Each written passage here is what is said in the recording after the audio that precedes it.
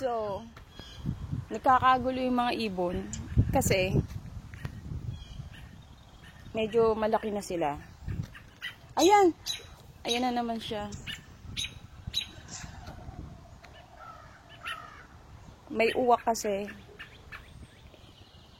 So, nagkakagulo sila. Tapos, kakaiba yung sounds nila kanina. So, sabi ko, sinong padating? Para akong tanga dito, kinakausap ko yung mga ibon. Tapos, chinecheck ko kasi matataas yung medyo damo dun sa likod. Kakaiba yung sounds nila, maingay sila. So, sabi ko, baka may dadagit. Kasi maraming uwak, diba? Normal na ibon dito uwak. So, syempre, dadagitin yung mga inakay. Medyo malalaki na sila. Ang kaso, nabagsak ko yung... may nabagsak ako. So, ang ingay nila. Ayan pa sila. Pero nandun na sila sa puno. Nandiyan na sila.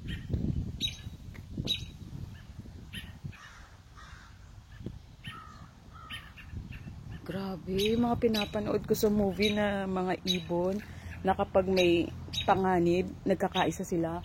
Hindi ko lang nakunang kanina. Ang dami nila. Natakot ako. May dala-dala akong tambo. Ayan, maingay yung ano. Kasi dadagitin yung mga inak. Hindi lang siya makita kasi malayo. Pero nandun sila sa puno.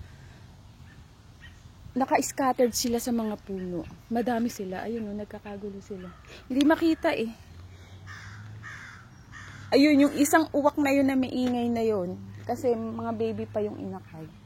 Pero dahil nabagsak ko yung tabla, nakalipad yung, bumaksak yung isang inakay, tapos nakalipad naman siya. Kasi tingin ko malaki na naman.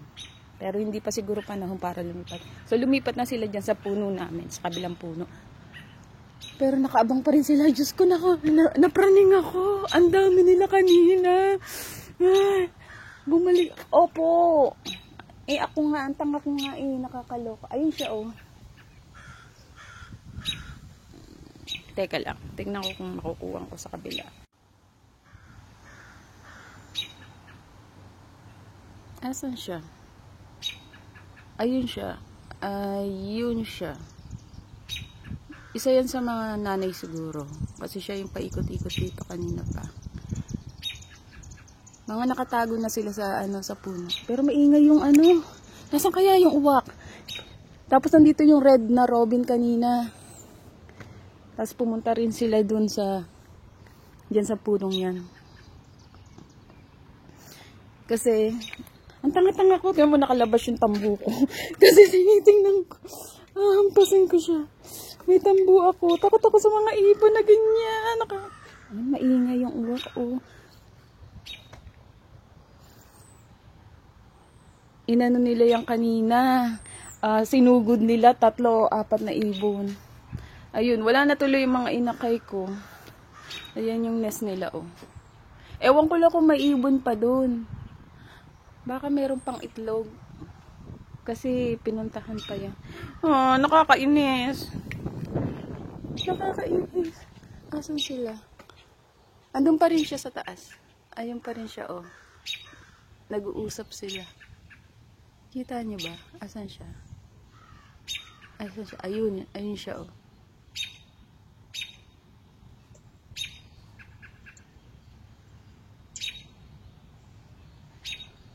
So, kung maririnig nyo, nagsasagutan pa rin sila. May mga ingay pa rin. Kakaiba yung ingay kanina na natakot ako. Parang yung mga movies. Pag may panganib. Napraning ako kanina pa. Natatakot ako. Ay, ayun pa, oh. Sumusug. Ayun. Mukhang madami na yung uwak. Time. I hope walang nadagit. Na ibon, na robin. Robin pa naman yun. Cute yun. Sorry po. My fault. Nabaksak kasi yung tabla. Nakakainis. Sorry, peace. Nakita ko dinagit yung baby ng isang ibon na ng ibon yun. Ayoko na nga sa labas. Nakikita ko sila.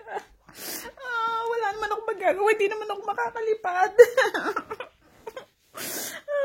Nakita ko yung baby dinagit ng isang ibon. Uwak ba yun? Nakakaloko. Ayoko na. Dito na lang ako sa loob. Sorry talaga.